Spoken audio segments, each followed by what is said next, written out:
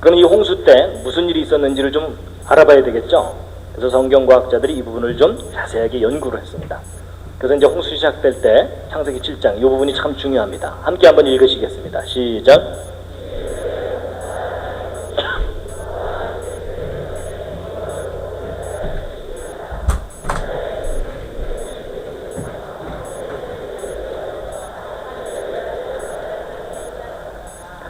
여러분, 이 성경 창세기가 좀 독특한 면이 뭐냐면요, 600세 2월 17일 날짜가 써 있어요.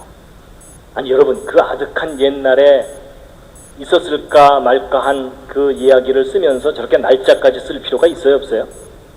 일반적인 신화라면 그럴 필요 없어요. 그렇죠? 보통 뭐라고 쓰는 게 정상이에요? Long time ago 뭐 이러면 돼요. 그렇죠? 근데 여러분, 성경 창세기는요, 놀랍게도 그 아득한 옛날 이야기를 날짜까지 써놨어요. 그렇다는 얘기는 둘 중에 하나예요. 기왕 거짓말을 하려면 완벽하게 하자 이러면서 그렇게 써놨거나, 아니면 반대로 뭐겠어요? 정말 저것이 구체적인 근거가 있기 때문에 저렇게 날짜까지 썼거나, 그런 부분도 우리가 좀 생각해 볼 필요가 있습니다. 근데 이제 그보다 더 중요한 건 기쁨의 샘이 터지고 하늘의 창이 열렸고 며칠 동안 비가 왔다고요? 여러분이 노아의 홍수 사건을 풀 수 있는 아주 중요한 열쇠가 40일 동안 비가 내린 겁니다. 자 보세요. 이런 과학자들이 바보가 아닌 이상 40일 동안 집중 호우가 내리면 강우량이 얼마나 될까 계산해 볼 수 있거든요. 계산해 보면 대략 10m에서 100m 정도 범위 사이로 비가 올 수 있어요. 여러분, 한 달여 만에 그렇게 많은 비가 오면은 엄청난 홍수가 일어나겠죠. 그런데 비가 꽤 많이 내린 거긴 하지만 전 지구를 물로 뒤덮기에는 불가능해요. 그렇죠? 왜냐하면 지금도 막 몇천 미터 높은 산맥들이 있잖아요. 그런 산들은 좀 허물어지기는 할지 모르지만 물에 덮일 수는 없겠죠? 그래서 사람들이 성경을 못 믿는 거예요. 야, 어떻게 40일 동안 비가 내렸다고 전 지구가 물로 뒤덮이냐? 말도 안 된다. 지역적인 홍수였을 거다. 이렇게 얘기하는 거거든요. 근데 그런 분들은 성경을 꼼꼼히 안 읽은 분들입니다. 여러분 잘 보시면 이 지구상의 홍수를 일으킨 그 물은 하늘에서 내린 비가 아닙니다. 여러분, 비가 내리기 전에 뭐가 먼저 터졌다고 돼 있죠? 큰 기품의 샘들이 먼저 터졌다고 돼 있죠? 여러분, 땅 속에서 터져 올라온 물들이 홍수를 일으킨 주 원인입니다. 여러분, 지금 현재 지구 내부 땅속 깊은 곳에 엄청난 양의 지하수가 지금도 많이 남아 있습니다. 그래서 아마도 홍수 이전에는 지표면으로부터 적어도 10km 이상 떨어진 깊은 곳에 전 지구적인 규모의 물층이, 지하수층이 있었을 거라고 보고 있습니다.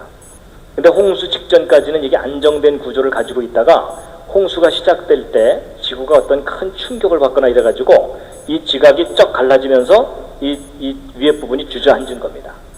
그러니까 이 밑에 엄청난 압력으로 눌려있던 지하수가 폭탄처럼 터져 올라와가지고 좀 전에 보셨던 그 영화의 그 장면들처럼 전 지구를 다 휩쓸면서 모든 것을 다 파괴시켰을 것이라고 보고 있습니다. 그래서 기쁨의 샘에 대해서는 이렇게 요점만 간단하게 말씀드리고요. 그보다 더 중요한 것은 하늘의 창들이 열린 겁니다. 어떤 분들은 이제 성경 읽다가 옛날엔 하늘에 창문이 있었는가 보다 이렇게 생각하는데 이제 그게 아니고 하늘의 창이 열리는 것 같은 현상이 있었던 겁니다. 근데 그걸 풀 수 있는 또 중요한 열쇠가 40일 동안 비가 내린 겁니다. 잘 보세요. 여러분, 지금 현재 하늘 위에 구름들을 보시면 꽤 있긴 하지만 저 구름들이 어느 날 요이 땅 그래가지고서 비가 돼서 갑자기 다 쏟아져 내리면 40일 동안 계속 비를 내릴 만큼의 구름이 지금 현재 있나요, 없나요? 어림도 없죠. 근데 성경에는 40일 동안 계속 비가 내렸다고 써있죠. 그렇다면 이게 또 둘 중에 하나예요. 성경이 뭔가 틀렸든지, 아니면 성경의 기록이 옳다면 홍수 이전에는 하늘 위에 상당히 많은 양의 물이 있었어야 돼요. 그렇죠? 근데 여러분, 대홍수 이전에 하늘 위에 상당히 많은 양의 물이 있었다는 근거가 성경에 있을까요, 없을까요? 이게 있습니다. 여러분, 성경은요, 연구해보면 앞뒤가 맞는 책입니다. 보세요. 여러분, 하나님께서 6일 동안 이 세상을 창조하실 때 창조 둘째 날 하신 일이 뭐냐면 지구를 덮고 있는 물을 하늘 위의 물과 하늘 아래의 물로 나누는 일을 하셨습니다. 그래서 궁창 아래의 물과 궁창 위의 물로 나누게 하셨다 이렇게 돼 있죠. 자, 이제 보세요. 여러분, 지금 현재 지구를 보면 하늘 아래에 있는 물의 대부분이 바닷물입니다. 근데 하늘 위에 떠 있는 물의 또 대부분이 구름, 수증기 이런 것들이에요. 그래서 과학자들이 또 계산해 봤어요. 이 하늘 위에 떠 있는 구름, 수증기, 안개를 다 모아서 물을 만들면 이 바닷물하고 비교해 봤을 때 그 양이 얼마나 되나 계산해 봤더니 대략 10만 분의 1밖에 안 돼요. 그러니까 상당히 적은 양의 물만 하늘 위에 지금 동동동 구름으로 떠 있는 거라는 얘기예요. 자, 이게 무슨 얘기냐면요. 예를 들면 이런 겁니다. 여러분, 제가 이제 주머니에 빵을 하나 갖고 있다가 배가 고파갖고 여러분 잠깐 쉬십시오 하고서 이제 제가 빵을 꺼내서 딱 먹으려고 그랬더니 이 앞에 앉은 분이 저를 많이 쳐다보는 겁니다. 그걸 어떻게 혼자 먹을 수 있냐는 눈빛으로. 그래서 제가 이제 혼자 먹기가 미안해갖고 우리 나눠 먹읍시다 이런 다음에 제 빵에 10만 분의 1을 띄어서 드리면서 나눠 먹읍시다 이러면 이게 말이 돼야 한대요. 화내시겠죠? 여러분, 제가 이런 비유를 드린 게 왜 그러냐면, 여러분, 하나님께서 지구를 덮고 있는 물 중에 10만 분의 1을 띄워 올리시면서 나눴다. 이거 상당히 쑥스러운 표현입니다. 그렇죠? 여러분, 적어도 우리가 나눈다라고 표현할 때는 서로 비교되는 양이 될 때 나눈다는 표현을 합니다. 상식적으로. 그렇죠? 그러니까 하나님께서 이렇게 나뉘게 하셨다는 걸로 볼 때는 지금 현재 구름 정도가 아니라 이거보다 훨씬 더 많은 비율의 물을 하늘 위에 올려두셨다고 봐야 돼요. 근데 이제 문제는 그렇게 많은 물이 하늘 위에 줄렁줄렁 이렇게 있을 수는 없죠. 그렇다고 또 구름 형태로 있었다가는 햇빛을 또 다 가려버리죠. 그럼 햇빛을 안 가리면서도 그렇게 많은 물이 하늘 위에 떠 있을 수 있느냐? 있어요. 그게 뭐냐면 수증기입니다. 여러분 보세요. 주전자에 물을 끓이면 김이 모락모락 나다가 사라져버리죠. 김이 모락모락 날 때가 구름 같은 상태라고 보시면 돼요. 작은 물방울이라고 생각하시면 되고, 근데 그게 완전히 사라진다는 얘기는 분자가 돼가지고서 투명해지는 거예요. 여러분, 제가 지금 이렇게 말을 하고 있지만 이 안이 지금 추우면은 막 김이 막 앞에서 나오겠죠? 근데 이제 따뜻하니까는 그게 투명할 뿐이에요. 이해가 되시죠? 그냥 성경과학자들이 이런 부분을 생각하고 나서는 그렇구나. 그럼 홍수 전에는 지금 이렇게 구름 정도가 아니라 지구의 대기권이나 성층권 이런 것에 걸쳐서 아주 두터운 수증기층이 지구 전체를 두텁게 감싸고 있었을 수가 있겠구나. 성경을 근거로 그걸 생각할 수 있게 된 거예요. 근데 그걸 생각하고 났더니 아주 중요한 문제가 풀렸어요. 그게 뭐냐면, 여러분이 지구가 이렇게 있는데 지구 상공의 수증기층이 두텁게 지구를 감싸고 있게 되면 여러분, 태양으로부터 햇빛이 오죠. 근데 여러분, 태양으로부터 오는 빛 중에는 사람은요 그 중에 일부의 빛만 눈으로 보는 겁니다. 그걸 우리가 가시광선이라 그래서 빨주노초 파남보 무지갯빛이에요. 근데 이것을 벗어나는 빛들이 더 많아요. 그래서 이 가시광선보다도 파장이 짧고 강한 빛이 자외선, X선, 감마선이고, 파장이 긴 빛이 원적외선, 마이크로파인데 거의 방언이죠. 근데 여러분, 이거 여러분 다 상식으로 아시는 내용입니다. 잘 보세요. 여러분, 자외선 이거 사람에게 해롭습니까? 이롭습니까? 해로운 거 아시죠? 그래서 여러분 햇빛이 따가울 때 얼굴에 크림 바르죠? 그죠? 선블록이라 해서 뭐 자외선 차단하는 크림 바르죠? 왜냐면 이 자외선이 사람의 피부를 노화시키고 파괴시키는 주 원인 중에 하나예요. 그렇죠? 그리고 X선은 이거 더 강한 빛이에요. 여러분, 엑스레이 그냥 그대로 맞으면은 치명적인 해를 입고 임산부에 같은 경우는 기형아를 낳을 확률이 높아져요.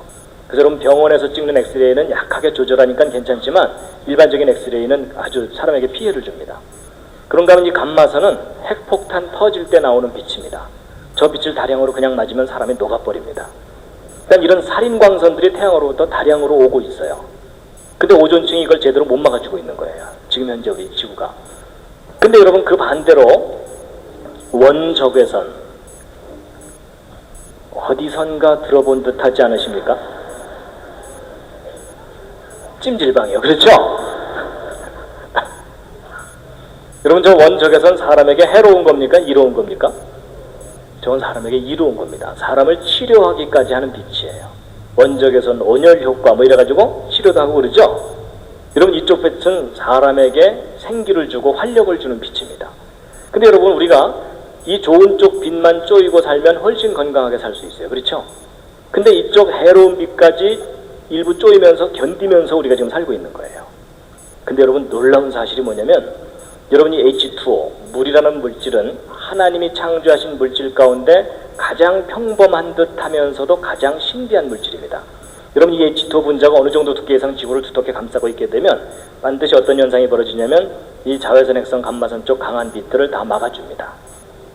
이게 그럴 것이다가 아니라 저건 반드시 그래요. 물리적인 원리 때문에. 그리고 오히려 가시광선과 원적외선 영역의 빛은 지구 표면에 가득하게 돼요. 이 정도 설명을 드리니까 뭔가 좀 이해가 되는 게 하나 있으시죠? 여러분, 홍수 이전은 지구 자체가 궁창유의 물들에 의해서 완벽하게 보호됐던 세상이었던 거예요. 저도 사실 이 설명을 듣기 전까지는 저는 과학을 공부를 하기 때문에 성경 창세기를 믿는다는 건 불가능한 일이었습니다.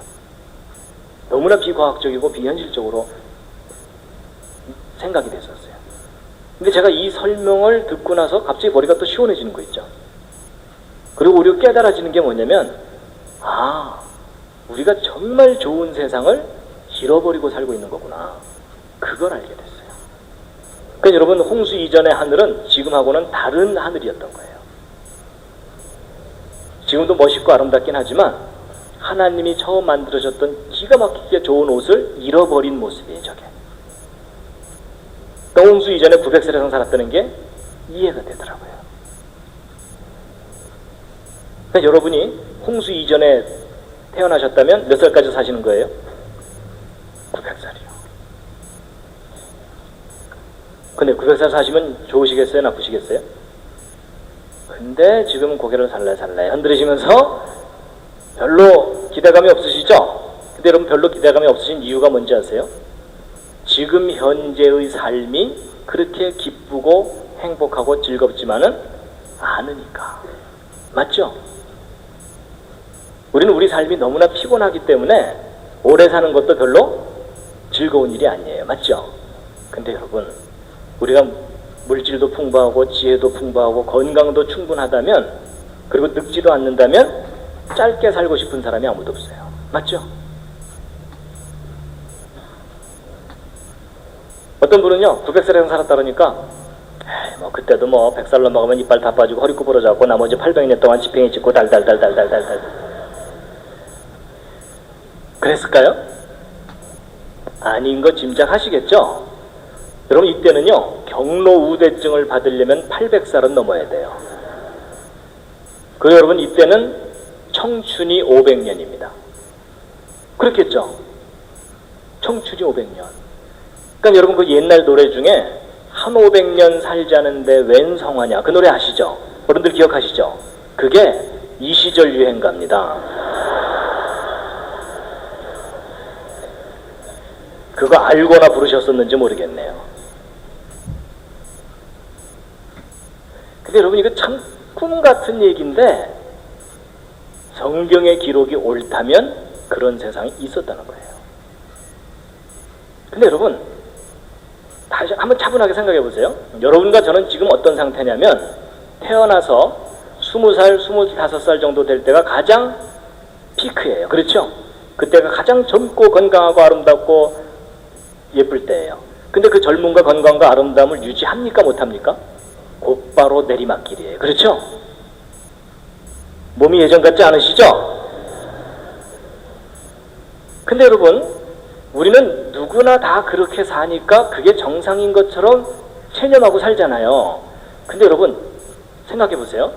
정말 전능하신 하나님이 계셔서 인간을 최고의 작품으로 만드신 거라면 지금 현재 여러분과 저와 같은 모습으로 만드신 게 아닙니다.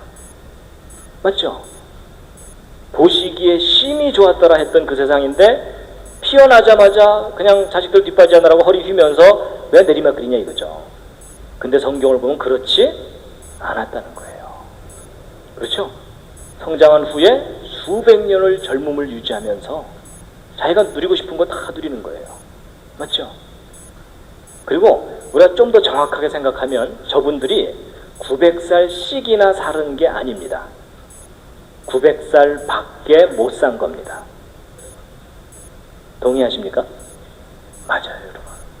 900살 밖에 못 산 거예요. 근데 어쨌든 여러분과 저는 900살 산 것도 부럽잖아요. 그렇죠? 그럼 지금 잠깐 옆에 있는 분 한번 상의해 보세요. 500년 청춘이 주어지면 뭐 하실 건지. 옆에 있는 분들하고 500년 청춘이 주어진다면 정말 하고 싶은 거 막 해보세요.